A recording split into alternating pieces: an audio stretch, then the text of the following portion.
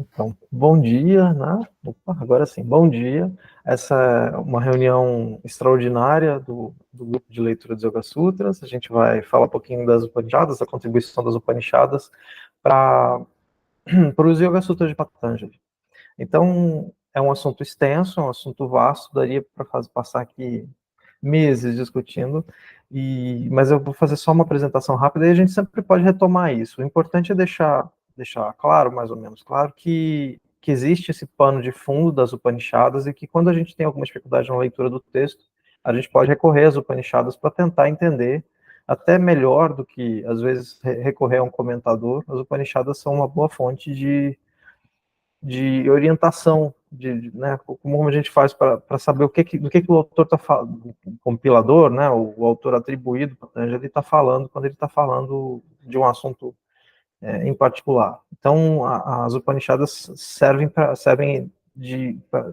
como referência para a gente. Esse é o objetivo e esse é o motivo da gente falar um pouquinho das Upanishadas, levar em consideração as mudanças que ela trouxe, né? E aí, lembrando, né, a gente precisa ter isso em mente, que as Upanishadas, elas são consideradas ainda texto védico, mas elas fazem parte do que chama-se aquilo que fica ao final dos Vedas. Isso porque, a razão mais óbvia, é que elas são geralmente anexadas ao final dos Vedas. Então, você tem lá os livros que foram compostos ao longo muitos, né, praticamente milhares de anos, 2, 3, 4 milhares de anos, e ao final desses livros, das Samhitas, das coleções, vinham os Vedas, as Upanishadas, né, ao final dos Vedas. Então, por isso são chamados de Vedanta, aquilo que fica no limite, aquilo que fica no final dos Vedas. E essas composições, elas diferem dos Vedas porque elas são mais filosóficas. Os Vedas são textos que eram escritos, o primeiro Veda foi escrito como hinos, são hinos que procuram homenagear, trazer para o ritual alguma divindade em particular que está relacionada com algum assunto da vida da comunidade. Então, aquelas comunidades antigas que basicamente foram, até onde a gente sabe, o encontro da civilização do Vale do Rio Indo, em mais de uma região, com alguns povos que eram nômades, criadores de gado, que a gente não sabe nomear muito bem, mas esses povos que eram criadores de gado tomaram contato com a civilização do Vale do Rio Indo e estabeleceram a sua própria religiosidade. Então, é bom a gente deixar explicitar também que o conceito de invasão ariana já caiu por terra, não faz mais sentido nenhum, são poucos aqueles que defendem esse conceito, e se defendem esse conceito, defendem mais por uma questão de orgulho acadêmico, do que de fato por crença que essa teoria possa ter alguma fundamentação. Foi uma invenção do Max Miller, trabalhando para a Companhia das Índias Orientais, e ele mesmo disse que se sente mal pelo que ele estava fazendo, ele estava tentando fazer o indiano aceitar o cristianismo, né? Então, para fazer esse golpe cultural, ele tentou inventar essa teoria da invasão ariana muito mal embasada nos Vedas, com péssimo embasamento, e hoje em dia nós temos todas as provas possíveis, as provas genéticas, provas, como se diz, de escavações foram encontradas, né, arqueológicas, provas culturais, que são geralmente as provas nas quais quem lida com o yoga precisa se valer, que são os textos. Então, nós temos uma série de comprovações, uma série de maneiras de mostrar que esse não é o caso, inclusive com o Ayurveda, né? Tem o professor Talageri, em particular, que é um dos que sofreu muito com isso, porque ele se empenhou em mostrar que a teoria da invasão ariana era uma fraude e que, na verdade, aqueles povos que se encontraram mais ou menos quase sempre tranquilamente, pacificamente, e, na verdade, como a Romila Thapar, a professora Romila Thapar, a historiadora Romila Thapar, chega a dizer com bastante clareza nos seus livros, que esses povos nômades que encontraram a civilização do Vale do Rio Indo trouxeram uma religiosidade própria, que serviu de base para a construção do Ayurveda, da comunidade védica, como a gente entende hoje. Então, foi o encontro desses dois povos, um povo criador de gado, que tinha uma maneira poética de lidar com as questões da vida cotidiana, né? Se chovia demais, se chovia de menos. E essa comunidade acabava oferecendo os ritos, oferecendo a parte dos ritos das celebrações para os reis, para os príncipes dessas cidades ali da região do Vale do Rio Indo, ou até para alguma pessoa demais, porque esses ritos eram caros, né? São celebrações que demoravam às vezes dias, até demorava-se muito tempo. Podia demorar um dia, mas podia demorar dias, um ritual. E eles eram pagos, e havia essa troca entre a terra fértil daquela região, que tinha grama, que tinha, acho que cevada, inclusive, uma terra que plantava cevada, então era uma região fértil para aqueles criadores de gado. Então, nesse encontro desses dois grupos, desses dois povos, muito pacificamente, não tem nenhuma invasão, história não tem praticamente nenhum histórico de guerra nessas. Existem conflitos, né? O Mahabharata já começa com algum tipo de conflito. Mas aparentemente muito pacificamente esses povos foram conversando e construiu-se a partir do background, né, do pano de fundo que cada um tinha mitológico, esse vasto panorama, essa grande constelação de mitos que a gente conhece hoje. E nessa produção a gente teve, por exemplo, o Ayurveda, que são esses textos laudatórios, textos que homenageiam esses deuses e procuram, por meio dos mantras, que é a parte mais importante do ritual, ativar a presença do deus ou conseguir favor daquela divindade em particular para propiciar, por exemplo, uma boa chuva ou para evitar também a ira de alguma divindade, para que não tivesse chovido, chuva demais, porque se tem demais, né, destrói tudo, se tem de menos, morre o gado. Então, e o conceito fundamental por trás dessa aproximação, porque eles eram povos agrícolas, que praticavam a pecuária, era a ideia de crescimento. Essa ideia está por trás de todos esses conceitos.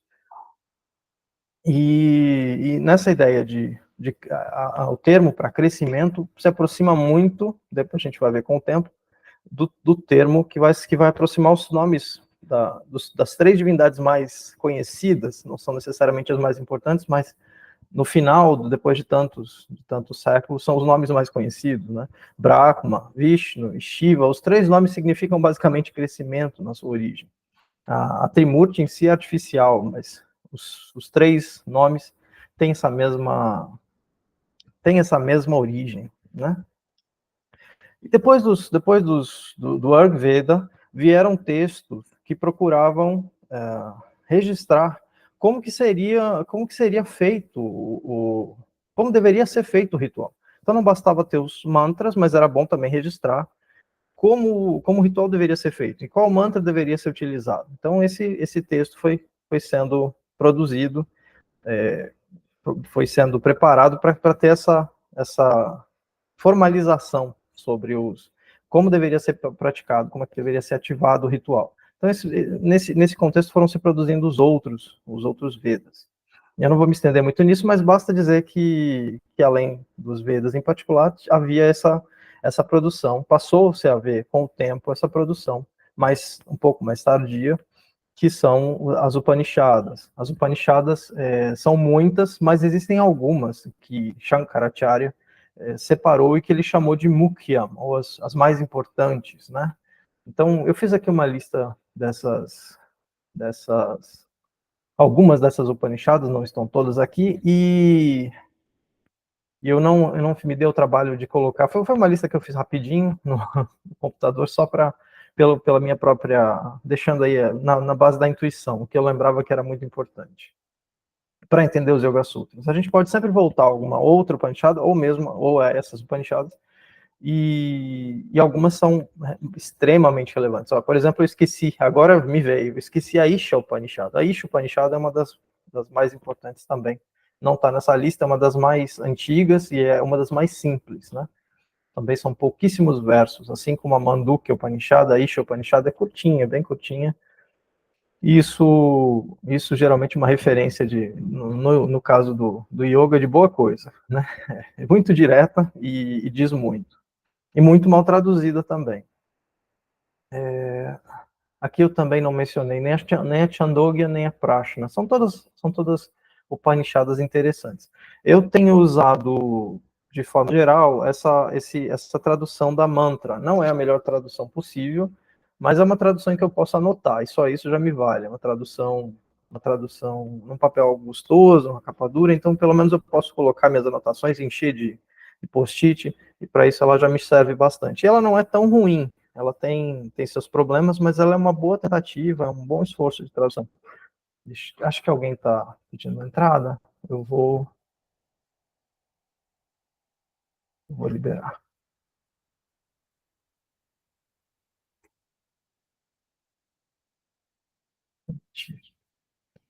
Eu não tenho como deixar a entrada livre, então eu tenho que controlar.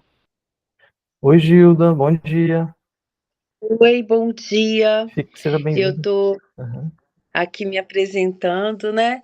Porque na verdade eu não sabia como funcionava o grupo. Bom dia a todos. Estou muito feliz de estar participando, mas eu vou pedir a você se eu posso ficar só te escutando, porque eu tenho um compromisso todo domingo às 10 Não se horas. preocupe. Aí Uhum. eu gostaria muito de escutar você um pouco, de conhecer um pouco o grupo.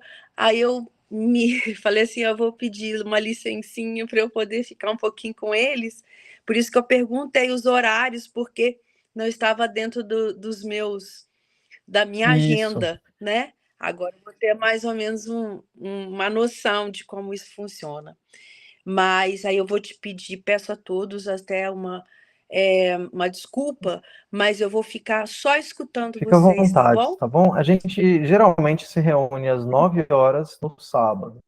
Essa aqui foi uma reunião Ah, extraordinária que a gente resolveu fazer, porque um pessoal disse, a gente não vai conseguir aparecer no sábado. Eu falei, bom, então vamos tentar fazer no domingo, só para compensar. E no final das contas, só a Luciana que apareceu. tadinho! Mas tudo bem, não tem Ai, importância. ainda bem que eu entrei então. Exato, Ô, Lu, bom exatamente. dia, viu? Aí Exatamente. eu quero escutar você um pouco, tá? Fica à Aí eu vontade. vou fazendo tudo aqui que eu preciso fazer, porque esse compromisso às 10 horas hoje eu não vou conseguir me livrar dele de jeito Não tem nenhum. importância. É rapidinho, eu vou. Eu tô gravando, tá? Eu preciso te avisar que eu tô gravando. E aí eu vou falar mais um pouquinho. Depois você pega a gravação e pega o começo da conversa para a gente Claro, atualizar, claro. tá bom? Fica à vontade. Obrigado. Gratidão, Eu que te viu? agradeço. Vamos lá. Então, como eu estava dizendo, essa aqui é uma das traduções que eu conheço e que geralmente me satisfazem. Existem outras, mas eu não vou me arriscar a oferecer outras sugestões. A gente está falando aqui das Upanishadas. Como em se tratando de contribuições das Upanishadas, alguns textos dá para trazer. O Carlos ofereceu já algumas dessas traduções, né? Ele traduziu o professor Carlos Eduardo Gonzalez Barbosa. Eu vou me referir a ele como o Carlos mesmo, não tem jeito, é o jeito como eu trato ele desde os 15 anos de idade. Fica muito difícil querer botar o professor Carlos na frente hoje em dia. Eu faço um esforço, porque todo mundo na comunidade do yoga sempre chama ele de o professor Carlos. E ele fez uma tradução da Katha Upanishad, e ele tem algumas traduções dos textos mais curtos, dos textos mais sucintos, que são, por exemplo, a Mandukya. Eu tenho uma tradução dele da Mandukya. Eu tenho uma tradução dele, não é dele, eu tenho uma tradução, deixa eu pensar aqui, além da Mandukya que ele fez, eu tenho mais algumas. Então, eu posso oferecer esses trechinhos de tradução dele, ou então, na medida do possível, a gente pode recorrer a outras traduções. Eu estou com a impressão de que tem um microfone aberto. Se alguém está querendo falar alguma coisa, foi impressão minha? Pode ser eu, né? Ah, pronto, resolveu. Obrigado, Gilda.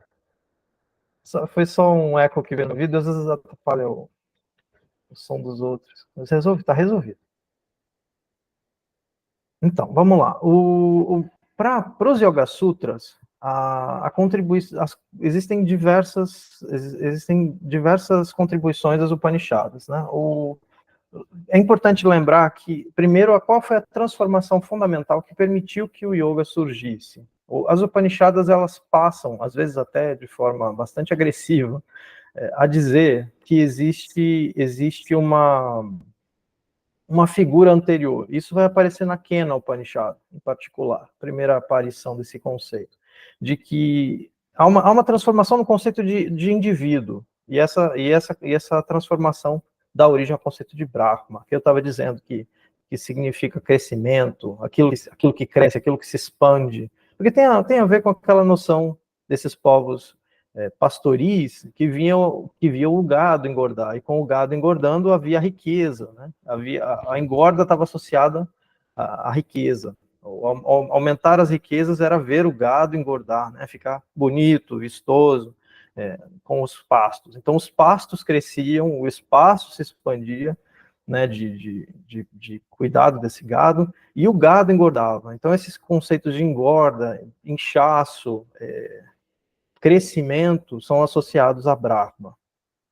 E até aquele momento, os Vedas, de modo geral, entendiam o indivíduo como mente e, junto com a mente, os sentidos, que geralmente a gente chama de Indriyani, né? Então, existem os sentidos de ação, são os Karmendriyani, e os sentidos de percepção. Então, eu sempre tenho dificuldade com esse termo.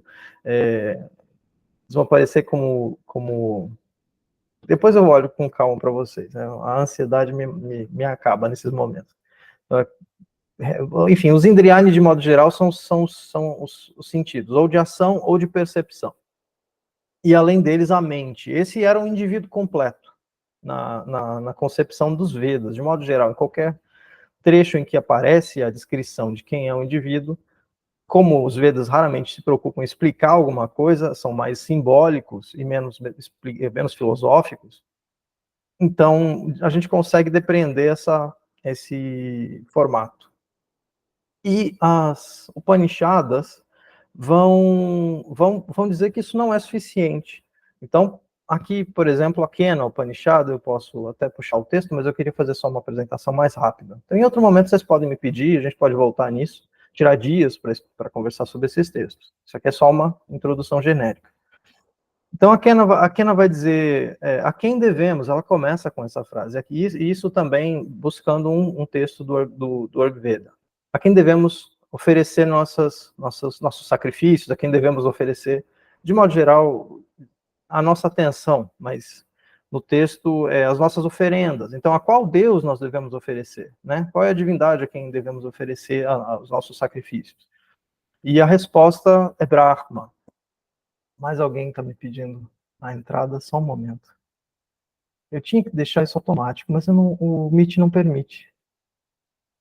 Acho que a ajuda caiu. Pronto. Perdão, minha bateria caiu aqui. Não tem problema, fique à vontade. Só te peço... Isso, pronto, está resolvido. Fique à vontade. Então, a Kena começa dizendo, a Kena é uma das mais antigas, começa dizendo a quem devemos oferecer nossos sacrifícios, a quem se dirige o pensamento. Essa é a forma da Kena também. A quem dirige, por trás de quem, né? Quem move o pensamento, ou quem origina o pensamento. Existe essa ideia de buscar alguma coisa além da mente para explicar o funcionamento do indivíduo, como é que o indivíduo funciona. E a resposta é Brahma. E na Kena Upanishad, para explicar essa história, aparece aquela historinha em que os três deuses mais importantes do panteão védico estão ali reunidos depois numa celebração, eles estão celebrando uma vitória, e Indra pergunta, vê uma figura no cantinho, discreta, que não quer aparecer, e Indra pergunta para os seus convidados ali, mas quem é aquela figura que está ali no canto, né? E nenhuma delas conhece, né? Nem Indra, nem Agni, nem Vayu. Indra é o deus dos deuses no panteão védico. Ele é associado ao céu, ele é associado à chuva, né? Ele é o deus poderoso das chuvas, ele é o rei dos deuses. E pergunta a Agni, que é o fogo, pergunta a Vayu, que é o vento, que são os três mais importantes do panteão védico, e nenhum deles conhece. Então ele pede para que um vá, depois ele pede para que o outro vá, e eles sempre retornam. E quando eles chegam nessa figura misteriosa, cada um por vez na historinha, né? Vale a pena ler com calma e conversar com calma sobre essa história, mas estou fazendo aqui de uma forma mais abreviada. E, por exemplo, o Agni chega para essa figura e pergunta: quem é você? E ele diz: não, primeiro me diga quem é você. A figura responde. Ele fala: não, como você não sabe quem sou eu sou Agni, eu sou capaz de incendiar o mundo, eu sou de mim, com fogo eu sou capaz de destruir tudo, né? Eu posso pôr abaixo todo o universo. E aí ele oferece um punhadinho de palha e fala: então queime isso, né? A figura aparece para ele e diz: queime isso. E aí Agni coloca toda a sua fúria e ele não consegue queimar aquele punhadinho de palha. Aí, desconcertado, ele volta para Indra e diz: eu não consegui saber quem é, não me diz quem é, desnorteado, né? Então Indra fala: você é incompetente, aí manda Vayu fazer a mesma coisa, descubra para mim quem é o sujeito. Aí ele chega lá e faz a mesma pergunta, mas e Vayu é considerado o mais forte de todos, os ventos são associados à força, então ele é realmente muito destacado nos Vedas. E ele pergunta: quem é você? E o indivíduo responde: não, primeiro me diga quem é você. Fala: mas como assim? Você não sabe quem sou eu? Eu sou Vayu, eu sou o mais forte dos deuses, eu ponho abaixo todas as coisas, nada sobre suporta o meu sopro. O meu sopro atravessa todos os campos de todos os mundos. E aí aquela figura apresenta o mesmo punhadinho de palha, então sopre isso. E com todos os seus ventos, furacões, com toda a força dos vendavais, ele não consegue soprar aquele punhadinho de palha. E aí ele também volta desnorteado, sem saber o que fazer, né? E aí, nesse momento, Indra perde a paciência e fala: eu vou eu mesmo, vocês não servem para nada. E quando ele se aproxima, a figura já sumiu, a figura já não está mais lá, né? E no lugar dela aparece Uma, a mãe, a grande mãe, né? a mãe de todos. E aí Indra pergunta para Uma: e quem era aquela figura que estava aqui, que nos espantava com a sua presença, nos animava com a sua presença?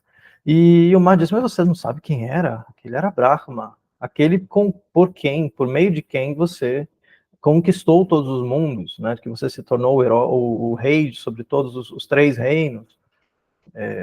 Você é por meio da força dele, por meio da presença dele que você se tornou quem você é.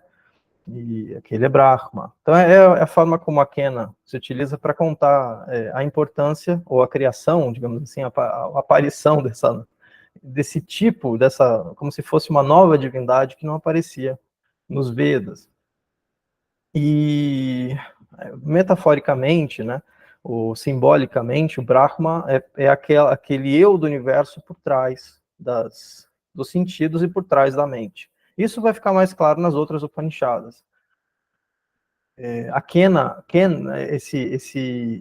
esse nome Kena é justamente o quem é, quem está lá, né? Então a ideia de que Brahma é o eu de cada indivíduo, mas também é o eu do universo, e é por meio de quem o nosso pensamento se move. Então é uma figura que vai completar esse conjunto de que forma a nossa individualidade, a forma como, a partir das Upanishadas, começou a se entender, né, o Atma, o Brahma, esse terceiro elemento, além da mente e dos sentidos, né, tanto de percepção quanto de ação, há um eu interior, alguma coisa além da mente, que a gente não consegue ver, por isso ele é uma figura esguia, uma figura difícil de perceber, E esse é o Brahma que a gente está falando, é o Brahma Upanishadico, é bem diferente do Brahma Purânico, que é mais, aparece como uma divindade, como mais uma divindade, né? O Brahma da Trimurti. Ele aparece só como mais uma divindade. Mas o Brahma das Upanishadas ele claramente não é um Deva. Essa história e outras histórias deixam isso muito claro, que ele não é um Deva, é uma forma de representar o eu por trás do universo, ou o eu individual dentro de cada um. Né? A Bhagavad Gita vai chamar ele de Akshara, vai dizer que ele é o Om, é o capítulo 8 da Bhagavad Gita. Então, ele não é um Deva como os outros, que são símbolos que servem para representar as forças da natureza e também as forças dentro de cada um de nós. Então, a gente pode desconstruir esse mito da Kena Upanishad, dizendo que isso é comum, isso é presente, isso que eu estou dizendo é uma coisa bem consolidada já. Vayu e Agni são justamente a nossa percepção ou a nossa ação. Então, eles que são os tais dos Indriyani, os sentidos da percepção e de ação. E por trás da mente está Brahma, por isso essa história tem essa estrutura. Então, na Katha Upanishad, isso vai tomar uma outra forma, que é a metáfora dos cavalos. Mas a Katha Upanishad, ela tem seu próprio tratamento, ela é bem ampla, é um texto completo, não é tão longo também, mas é um texto bastante completo, e que daria muito trabalho para contar toda a história, toda a história, ou trazer toda a história, seria realmente um tema para uma conversa em particular. Mas dá para falar brevemente desses detalhes. A metáfora dos cavalos, que é de um cocheiro que tem as rédeas na mão e os cavalos diante de si, é a forma como a Katha vai trazer a mesma metáfora, Katha Upanishad, que é o Upanishad que fala do encontro de um menino que é com a morte. Ele por acaso, ele vai parar nas portas da morte, nas portas do deus Yama, Martil, chamado de Martil, e indo para lá meio que injustamente, o Yama não estava esperando por ele e eles acabam conversando. O Yama acaba oferecendo para ele uma iniciação, como reparação pelo fato de ele ter ficado esperando a morte ali, não era a hora dele, então ele ficou esperando à toa nas portas da morte. Então ele é devolvido à vida e recebe uma iniciação de Yama explicando alguns mistérios sobre a vida, sobre a morte, sobre os fogos, porque afinal de contas a gente está aqui falando na comunidade védica, então ele vai perguntar sobre os fogos do sacrifício, né? Claro. Então na Katha Upanishad aparece essa metáfora dos cavalos, que é basicamente o cocheiro, o eu interior da gente, as rédeas é a mente, tentando juntar essas duas naturezas praticamente incompatíveis, que é o cocheiro, e os cavalos, que é o corpo, ou os sentidos, né? Os sentidos de ação e de percepção. Então, essa união dos três elementos é o yoga.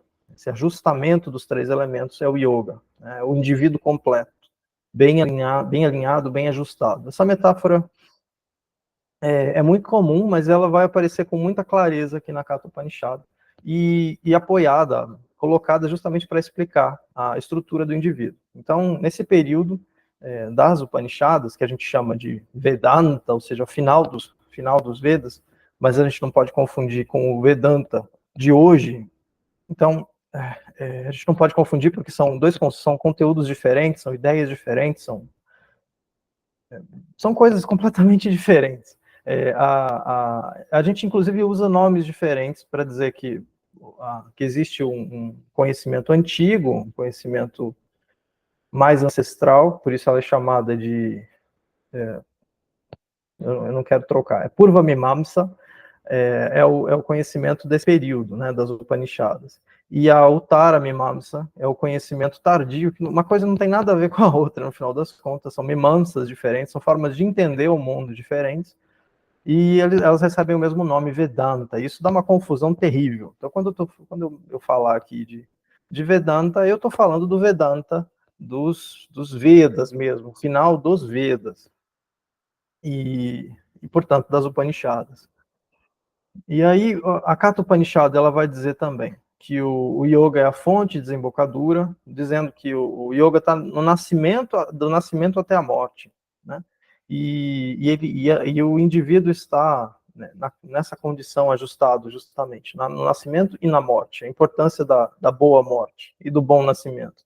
A gente não tem tempo aqui, não quero me alongar muito sobre isso, mas são afirmações da Katha Upanishad. O yoga é chamado de caminho supremo, né, o melhor caminho, e a ideia talvez mais importante na Katha Upanishad é de dizer que o ajustado, o sábio, ele não sofre. Essa afirmação realmente é forte para o pensamento do yoga, que é preocupado justamente com o sofrimento e com a morte. A Katha Upanishad vai falar de morte.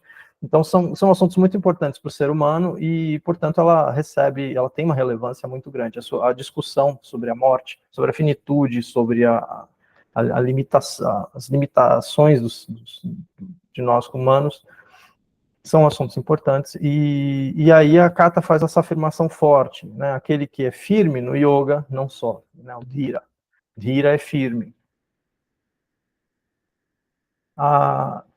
Vale a pena mencionar também, como eu tinha dito, tem outras Upanishads, mas eu vou me limitar a Shvetara Upanishad e a Mandukya Upanishad e fazer falar um pouquinho sobre a Gita também, muito brevemente, mas também recebe honorariamente a menção como Upanishad, mesmo não sendo exatamente um texto upanishádico, ela é mais épico que o upanishádico, né? Tem uma estrutura mais livre, mais rítmica, mais melódica, né? Ela tem um jeito de escrever, um estilo que se aproxima mais do épico, de fato. Mas o seu conteúdo é perfeitamente adequado ao conteúdo de uma Upanishad. A Shvetashvatara Upanishad, ela vai fazer a conexão que em algum momento ela tinha que aparecer entre a figura de Shiva e o yoga. Para isso a gente tem que entender Brahma talvez de uma forma mais ampla. Apesar de Brahma ser justamente o eu por trás do indivíduo, ele também aparece como a grande força, ou o conjunto de forças da natureza, porque elas estão do lado de dentro, mas elas também estão do lado de fora da gente. Então, essa figura poderosa, essa figura gigantesca que cresce, né, e sempre se expande, que é a própria, é uma metáfora do universo. Ela também, além de construir, ela também destrói. Pelo menos no mundo de fora, no mundo real, no mundo da natureza, o vento derruba uma casa, as chuvas inundam, né, destroem as coisas. Então, os indianos, eles passam pelas monções, né, todos os anos. Então, eles são se assustam bastante com as forças dos ventos e das chuvas. Então, a figura de Brahma é associado no mundo como deidade genérica com tudo aquilo que é destrutivo também. Então, ele é um Deus poderoso, que tem tanto a ver com a construção, com a criação, mas também com a destruição. Ele vai aparecer mais desse jeito nos Puranas, como Deus construtivo e destrutivo. Mas ele se percebe que existe esse espelhamento do que há dentro da gente e do que há fora da gente. Então, todos esses poderes da natureza, eles estão dentro da gente. Só que dentro da gente, eles trabalham a nosso favor. Então, ele recebe um nome diferente, que não é um nome, é um apelido, né? Ele é um aspecto, como o aspecto de Brahma, ele é chamado de Rudra, nesse texto aqui, nesse momento, que significa o rugidor, o poderoso, aquele que faz estrondo, né? Aquele que faz barulho. E Rudra passa a ser chamado especificamente por um adjetivo. Ele é chamado Shiva, benéfico, benfazejo, aquele que faz bem. Porque essas forças dentro da gente, elas fazem bem. Estão sempre conspirando pelo nosso benefício, sempre conspirando pela nossa saúde, pelo nosso bem-estar, em todos os aspectos. Então ele passa a ser chamado de Shiva. E aí aparece essa aproximação.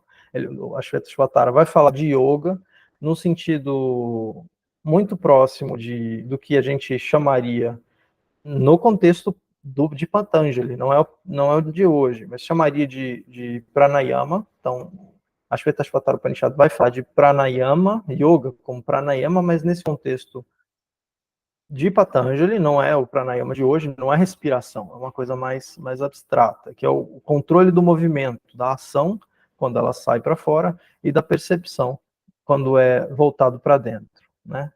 Então, tudo aquilo que eu faço é uma expressão do meu interior, e o ajustamento, e o yoga também é o ajustamento das minhas percepções, né? Para que elas não perturbem o meu encontro com esse eu interior. Então, nesse formato, a Shvetashvatara vai falar de yoga e aparece aí a figura de Shiva. Então, ela é um dos momentos em que as duas figuras, os dois assuntos se entrelaçam para não se separar mais até hoje, né? Então, de modo geral, Shiva é a divindade eleita para representar dentro do panteão e cresceu muito. Shiva cresceu muito como figura, inclusive como figura religiosa. Não é o nosso interesse aqui, não é o nosso assunto aqui. O nosso interesse é Shiva como figura mítica ou como figura metafórica, justamente tudo que é de bom dentro de nós, que age de forma benéfica, né, em nosso benefício. Todas as forças que existem dentro de nós em nosso benefício. Ele é uma forma de representar o eu por trás do indivíduo, o eu cósmico dentro do indivíduo, e nesse sentido Shiva acabou se tornando a figura mais importante para o yoga, né, associada ao yoga. E a gente chegou na Mandukya Upanishad. Essa é a parte mais, talvez talvez a Mandukya seja a contribuição mais importante para o yoga de Patanjali, apesar de ter todas essas outras contribuições maravilhosas. A Kata, em particular, é fantástica, é um texto mais longo que dá a chance da gente conhecer o yoga nesse modelo védico, por assim dizer. Mas a Mandukya é, de fato, a contribuição mais relevante para o pensamento de Patanjali, porque para o yoga de Patanjali, o yoga compilado por Patanjali, né, são séculos de debates. A Mandukya tem essa importância porque ela vai descrever a união dos três eus de forma clara, de forma transparente, a partir da metáfora do Om. Então, o Om ele é uma composição de três sílabas, o A, o e o Ma, e essas três sílabas elas se modificam. O A junto com o U vão formar O. Isso é uma regra do sânscrito. A com U vira O. E o O é aproximado, é reunido a sílaba Ma, que fica emudecida. Então, Om. E essa união dessas três sílabas, A, U e Ma, para fazer Om, que é uma sílaba completamente diferente, né, uma sílaba nova, ela aparece como metáfora da união de três eus. Existem três eus dentro da nossa estrutura, e esses eus são o eu do corpo, que recebe... Eu posso entrar nesse assunto, a gente pode talvez dar um pouquinho mais de espaço. Eu mandei o texto para vocês darem uma olhada, mas se vocês quiserem, acho que até convém aqui falar um pouquinho da Mandukya. Mas eu posso simplesmente mencionar, mas eu também posso mostrar o texto. Acho que compensa dessa vez fazer isso. Estamos só nós. Acho que esse texto aqui vale a pena se aprofundar um pouquinho.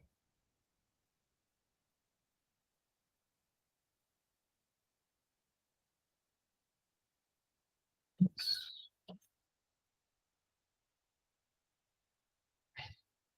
Se eu consigo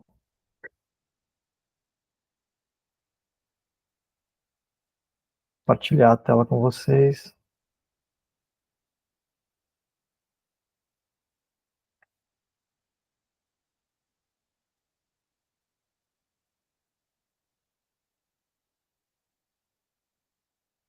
Está conseguindo ver direitinho, Luciana?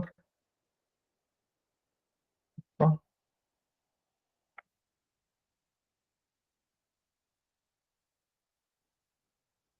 Está conseguindo ver direitinho, Lu? Acho que você deve estar com o microfone fechado. Sim, eu fiz sinal. É que Ok. é como eu tô olhando para a tela, eu fico sem ver vocês. Aí eu não tenho eu não, realmente não estou vendo a câmera. Se você precisar de qualquer coisa, você levanta a mão, tá bom?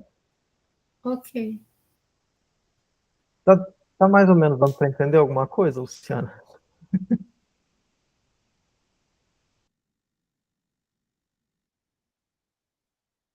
Bom, vamos em frente. Aqui a gente tem, essa aqui é a Mandukya Upanishad, ela só tem 12 frases. Ela começa com a abertura do Shanti, a leitura do Shanti. Eu gosto muito dessa, dessa abertura. A gente pode ver aqui, falando de Indra, eu só consigo reconhecer aqui o Indra e o Barhaspati, mas a gente pode, em algum momento eu vou voltar nesse detalhe, eu quero estudar isso um pouquinho mais. Ele pede bem-estar, né? O Shanti pede bem-estar. E a gente pode ver aquele assunto sobre Shiva aqui no comecinho, né? Falando daquilo que é benigno, né? Então, a Mandukya, ela vai dizer que a Om é tudo isso, né? Se eu não me engano, aqui a expressão é Idam Sarvam, e vai dizer que é tudo que existiu, o existente, o que está por existir. Ainda é apenas a sílaba Om. E aquilo que, de outra maneira, além dos três tempos, isso também é a sílaba Om, né? Os três tempos são passado, presente e futuro. Tudo isso é Brahma. Esse si mesmo é Brahma. Esse si mesmo, ele é quádruplo. Então, ele vai indicar que existe um quarto, né?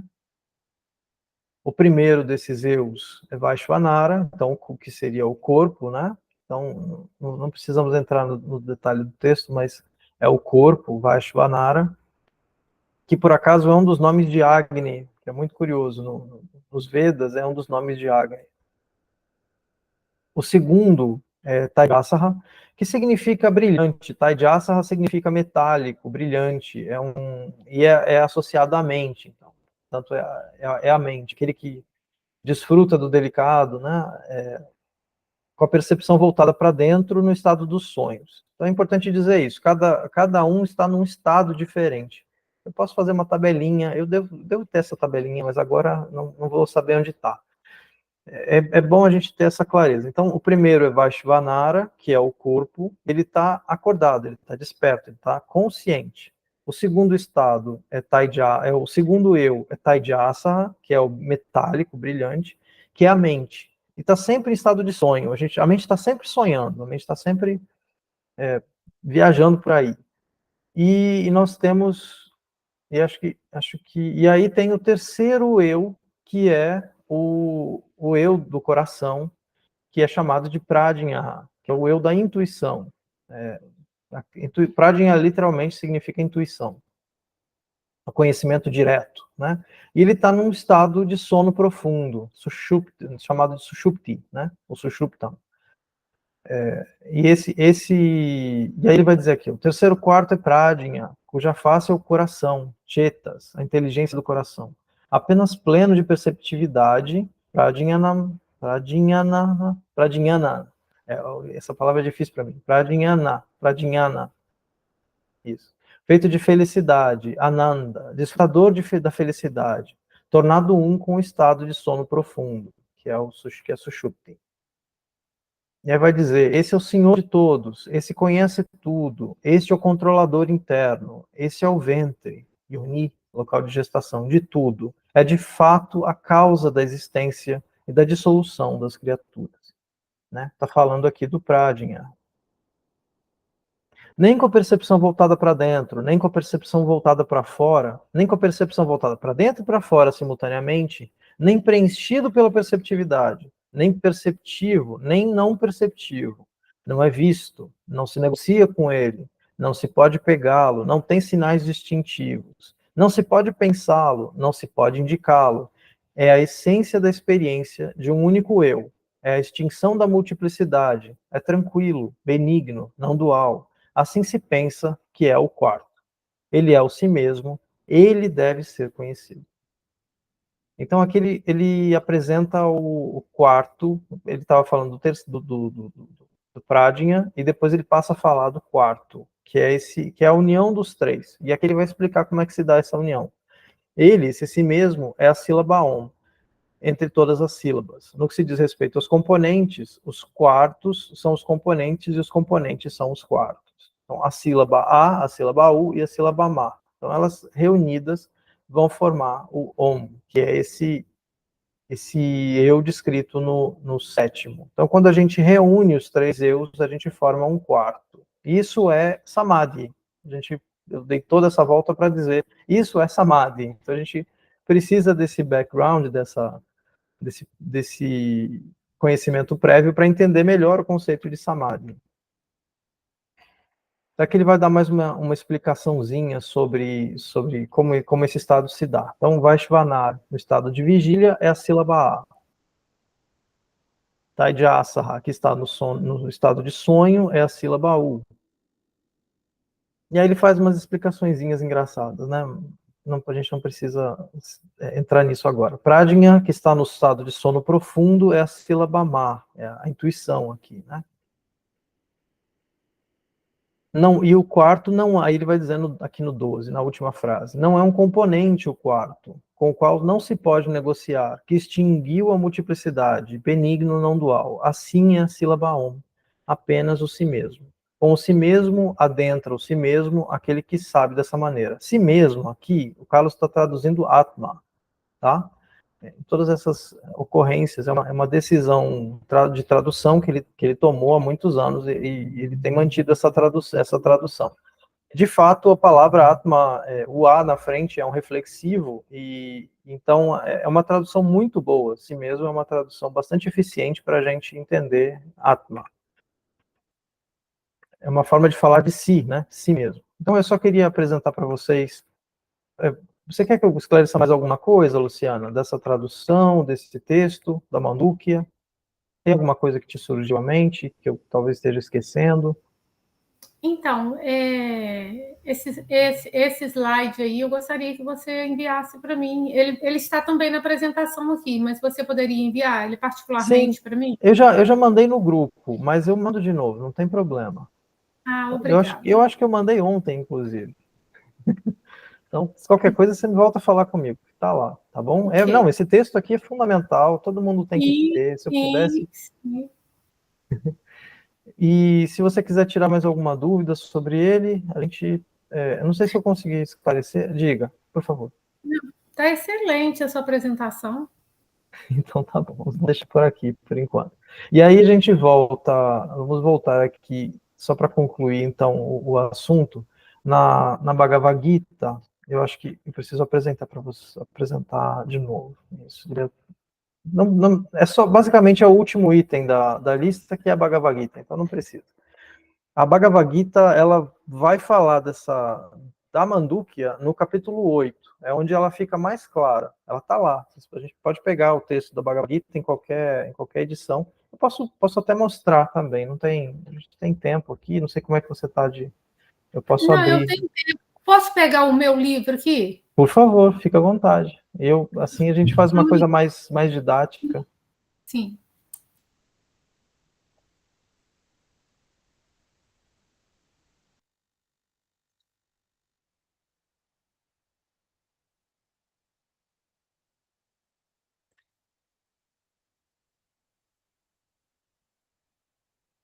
Qual capítulo você disse? Capítulo 8. Foi aquele capítulo que a gente discutiu nas reuniões, por acaso.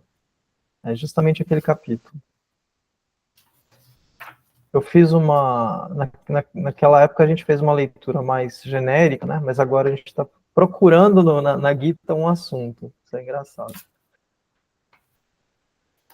O capítulo 8 da Gita, que é chamado de Brahma, é justamente essa contribuição das Upanishadas para a discussão, no começo dessa discussão, que aparecia... Mas o livro que eu tenho? Oi? Eu não te ouvi direito. Eu só tenho esse livro. Deixa eu dar uma olhadinha aqui. Só um segundo, que eu vou voltar na tela, porque resolvi apresentar, e aí eu perco a câmera. Não tem problema, essa tradução é da Pensamento, eu acho. É uma boa tradução. Você vai conseguir tirar alguma coisa. Não tem a clareza da tradução do Carlos, mas é uma tradução que dá para ler. A Gita tem essa facilidade. É difícil traduzir mal a Gita. A Gita, como ela é um texto narrativo, épico, ela é gostosa de traduzir, ela é mais tranquila de traduzir. Então, eu vou mostrar a tradução essa tradução aqui. Se você tiver em algum momento juntar um dinheirinho, é uma tradução muito boa. Justamente para esse modo de pensar, que é um modo de pensar não devocional. Porque a maioria das Gitas são traduzidas para um público devocional, elas são traduzidas com essa finalidade, e é difícil, inclusive, fazer diferente, porque o pessoal fica bravo. Os devotos ficam bravos quando a gente faz uma tradução não devocional da Gita. Então, tem que ter muita coragem para fazer isso. Mostrar que ela é um Yoga Shastra, que ela é um texto de yoga. Tem que ter uma certa coragem para fazer isso. Eu estou tentando... O Carlos, inclusive, ele abre o texto pedindo desculpas. Fala, olha, eu vou fazer uma tradução não devocional, então vocês não briguem comigo. Ele se dá o trabalho de pedir desculpa no texto por causa disso, porque é um texto, é praticamente considerado o evangelho da Índia. Então, a gente acaba sofrendo um pouco com isso. Então, o título é posterior, mas é um bom título, Brahma, o imperecível, né? Aqui, Akshara Brahma Yoga, né? É o yoga do Brahma imperecível. E a gente já chegou a conversar sobre ele, não sei se você lembra, você recorda daquelas conversas que a gente teve. Então, aqui, basicamente, só mostrando, né? Ele vai perguntar o que é Brahma, o que é o espírito do si mesmo, o que é ação ritual, e são perguntas que o Arjuna levanta, e ele traz o assunto do Purusha. Existe essa conexão, mas o Purusha a gente vai tratar mais para frente, tá bom? Eu vou deixar o assunto do Purusha lá para o 15º Sutra, quando a gente já estiver no meio da leitura dos Sutras. E aqui ele volta a fazer a mesma pergunta, quem é, como é o sacrifício mais elevado, porque ainda existe essa conexão, ela é importante no texto da Gita, entre o sacrifício e eu vou deixar em duas colunas mesmo. Infelizmente, essa tradução digital, ela ficou a parte em Devanagari, a parte do original, ela está em imagem, então ela fica num tamanho fixo. Então não é a melhor apresentação possível, não é a forma mais fácil de apresentar. E aqui algumas perguntas, né?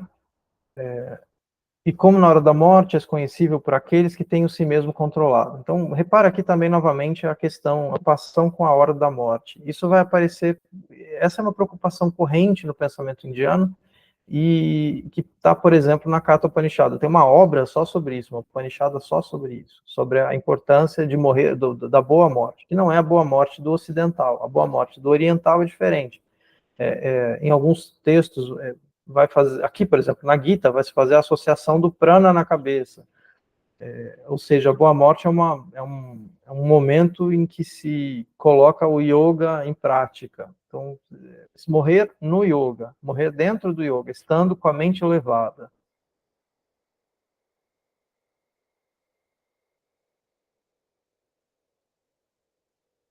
E aí eu tô só querendo mostrar para vocês. Esse texto ele está inserido nesse contexto. Ele tenta se apropriar do conceito védico. Então ele sai do conceito de sacrifício e apresenta a ideia de Brahma. Então ele vai dizer que a divindade mais importante é o Purusha, né? Purushottama, que é a pessoa. E aí a gente vai chegar no Purusha. Eu vou explicar o Purusha com um pouco mais de calma depois, mas é basicamente o homem cósmico, e ele vai aqui, no caso, o eu porque o Krishna está se apresentando aqui como se fosse o eu do coração dos indivíduos, de cada indivíduo, ou seja, Brahma, então ele vai dizer que ele é o próprio sacrifício mais elevado, né? Então ele faz uma identificação de Brahma, ou do eu, do Atma com Purusha. Mas só queria mostrar, por exemplo, deixa eu ver, acho que o finalzinho do texto vai falar disso melhor.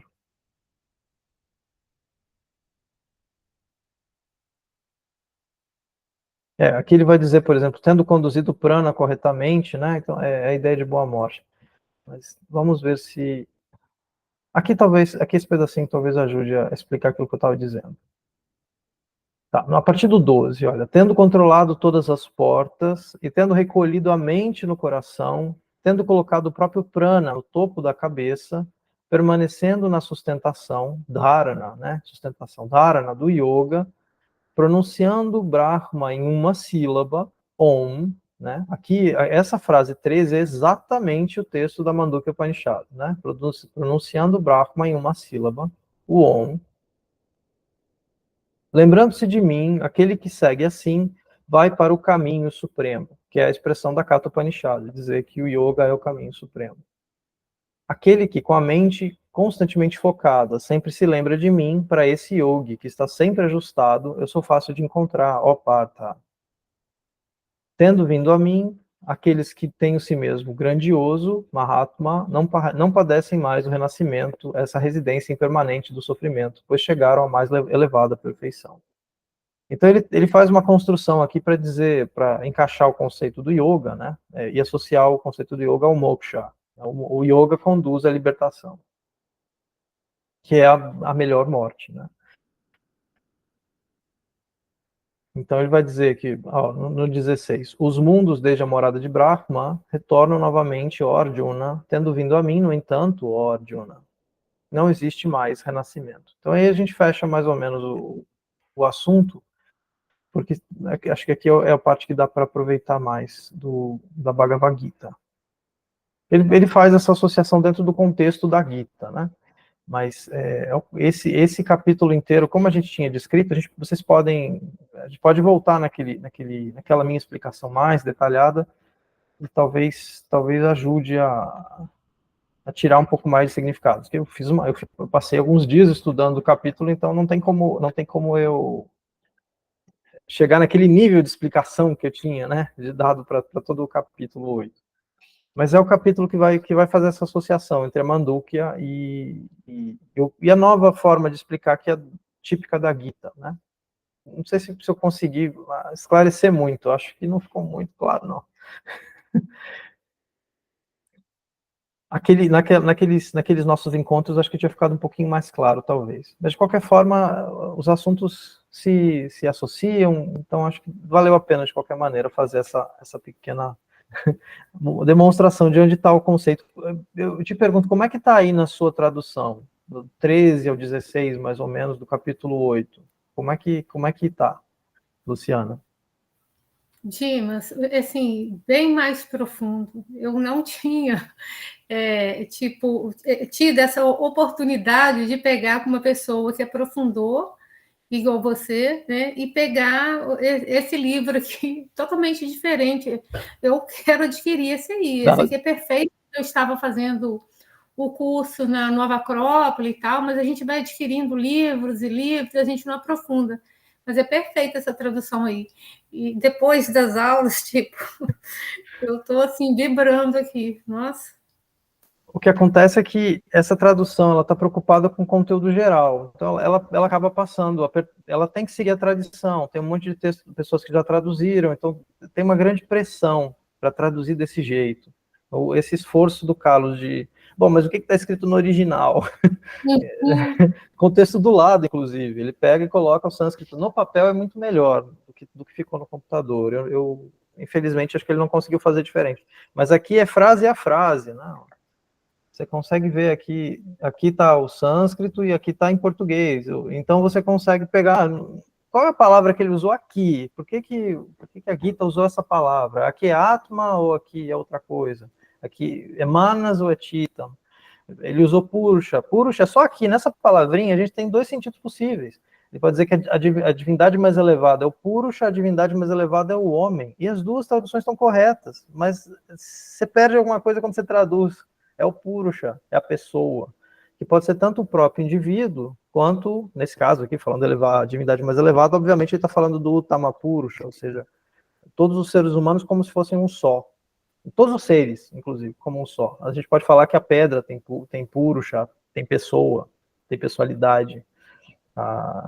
qualquer coisa, né, um objeto você consegue individualizar. Se você consegue para olhar para ele, dizer que ele é uma coisa separada, então ele tem um purusha, ele tem uma pessoalidade. Você consegue individualizar esse objeto, entender ele como uma coisa separada do resto, dos demais. Então o conceito do purusha vai mais ou menos nessa direção.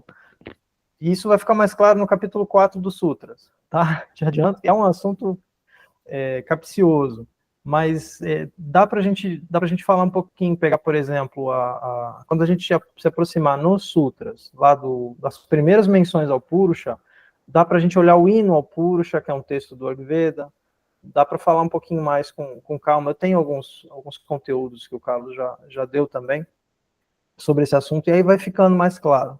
É um assunto difícil de explicar, né? Basicamente, a ideia de que existe esse ser cósmico que é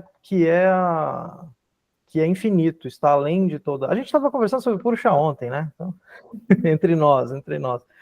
Então, é uma forma diferente de olhar para as coisas, é o que é chamado de uma forma advaita de olhar para as coisas, uma forma não dualista. Então, não se cria uma divindade exterior, não se fala numa divindade exterior, que seria de naturezas distintas. Não, somos todos um só. E se somos todos um só, nós formamos um corpo. E ter um corpo, essa é a noção por trás do Purusha. Ele tem nós todos somos partes do Purusha. A ideia é mais ou menos essa, né? E o pensamento védico era de sacrifício. Então sacrificamos esse grande corpo e ele deu origem a todos os seres, todas as coisas, inclusive, não só os seres. Acho que estou me repetindo aqui, mas... É uma visão meio que de unidade também, assim, das coisas. Ao mesmo tempo que a gente sabe que está ali, né, essa força, né, que existe em tudo, mas um jeito de a gente lançar corretamente a nossa expressão, né, a gente fazer essa correção dentro da gente e olhar de forma clara para as coisas, uma perfeição. Exato. Né? E o de união, sem separação, de integração de tudo. Existe a forma dualista de olhar para o assunto, então é sempre bom falar, né? Eu mencionei a Gita aqui, então eu preciso dizer, existem aqueles que vão olhar para esse assunto de forma dual, é uma outra forma de ver, que talvez seja até complementar, então, e é a forma talvez mais óbvia. Quando a gente olha para a natureza, a gente vê que a natureza é gigante, a natureza não tem fim, parece não ter fim, e se expande belamente, né, com a sua beleza para todos os lados. Essa é a forma dualista, e tende a criar uma divindade externa, uma divindade que está fora de mim. Então, essa é outra forma de ler. Então, quando se aproxima de um texto como a Gita, muita gente vai fazer a leitura dualista, mesmo que a Gita não tenha sido escrita, não foi escrita com essa intenção, mas ela aceita, ela tem essa flexibilidade, ela permite que ela seja lida com um olhar dualista, um olhar devocional. Então, aí sim se pode usar a figura de Krishna, que ele é associado à figura de Vishnu. É possível, é uma leitura possível. E é a leitura mais comum, né? Mas dentro do pensamento de Patanjali, essa não é a melhor leitura. É uma leitura manca. Ela não permite que se façam as leituras corretas na leitura dos sutras. Quando aparece Purusha lá, é sempre uma leitura advaita, sempre uma leitura não dualista. Não, o Purusha não como divindade externa. Se o Purusha não está dentro da gente, a gente não tem como encontrar nosso próprio caminho de libertação. Então é preciso fazer uma leitura não dualista. Com o perdão dos dualistas, que vão esperar para a sadhana de fora. Que também, como eu disse, é uma leitura possível. Não é a leitura de Patanjali, mas é uma leitura possível. Esperar para a sadhana, a graça, vir de fora. E aí a gente pode até mostrar, a gente pode mostrar os primeiros sutras. Eles vão dizer, né, que a Chitta, até Yoga no Shasana Tada Dança, me fugiu o sutra, o Tada Drashta Svarupya Avastana. Né, que os primeiros sutras vão falar do Avastana, ou da Prasadana, quando a mente se acalma, se aquieta, se tranquiliza. Então, a forma, já na abertura dos sutras fica muito claro que ele está falando de uma prasadana que depende do indivíduo. em que a mente se acalma a partir do próprio esforço do indivíduo, e não da esperança de uma divindade exterior fazer alguma coisa pelo do favor divino. Não é nada disso. Essa diferença, saber distinguir esses dois textos é muito importante. A Bhagavad Gita foi nesse vídeo que você me enviou lá do seu professor, né? Porque o Bhagavad Gita é mais uma paisagem, né? É um texto que te dá essa visão mais de paisagem das coisas, mais assim fora. O Sutra é uma coisa mais concisa, mas também de encontrar dentro da gente. Ele não fala em posturas, né? Ele fala nesse alinhamento mesmo da ação, nessa correção interna, pelo que eu estou entendendo agora, que eu não tinha noção nenhuma, que eu estou achando assim, impecável. E é importante saber distinguir isso. Leva um tempinho, sabe, Dimas? Assentar, porque o muito Sutra, bom. Você consegue assentar melhor para depois também você entender as outras literaturas.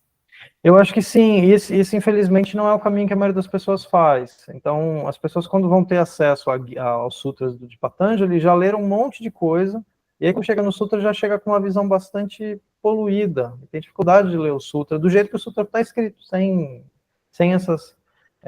esse olhar claro que você está falando, esse olhar transparente, um olhar sem preconceitos mesmo. E para mim foi o caminho mais fácil. Os sutras, eles são claros, transparentes, diretos, são frases simples. Claro que é um texto truncado, as palavras todas vêm grudadinhas uma na outra, então exige um esforço de decifrar. Mas aí, quando a gente volta na Gita, tudo faz mais sentido. Quando a gente vai para os Upanishadas, tudo faz mais sentido. Né? Então, esse é um texto que traz muito benefício para a gente mesmo. É a raiz mesmo, você consegue pegar ali, para depois você entender. Então, quando você pega aqui, está muito mais fácil. Né? Pode ser no início você ter um pouco de dificuldade, mas a questão também isso aí é o esforço, não vem de graça não, tá? Exatamente, é isso aí, não vem de graça. Perfeito, tá? Eu estou assim, apaixonada, tá? Ah, que bom.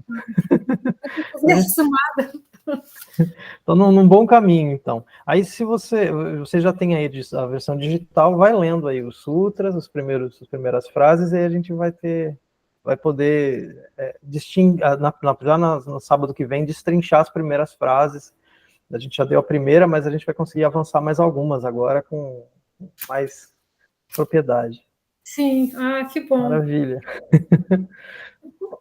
Acho que era isso por hoje. Depois, se você quiser, a gente sempre conversa comigo, a gente vai vendo com o pessoal também se eles querem que a gente expanda a discussão em alguma das Upanishadas, especialmente, talvez lá eu acho que no segundo capítulo pode valer a pena. Para falar de Purusha, vale a pena fazer alguns saltos, como a gente fez hoje. E aí a gente volta nas Upanishadas, com certeza, para entender melhor alguns conceitos. Acho que vale a pena. Como elas vieram antes, elas dão um pano de fundo para a gente. Tá bom? Sim. Ficamos por aqui, por hoje? Sim. Então tá bom. Obrigado pela sua presença. Você faz toda a diferença, pelo menos. Nossa, eu quem agradeço por essa oportunidade. Imagina. Então tá bom. Um abraço, querida. A gente vai... Estamos juntos. Vê lá se você acha o texto da Manduka, tá bom? Qualquer coisa você me fala. Sim. Tchau, tchau. Um abraço, querida. Um abraço, tchau.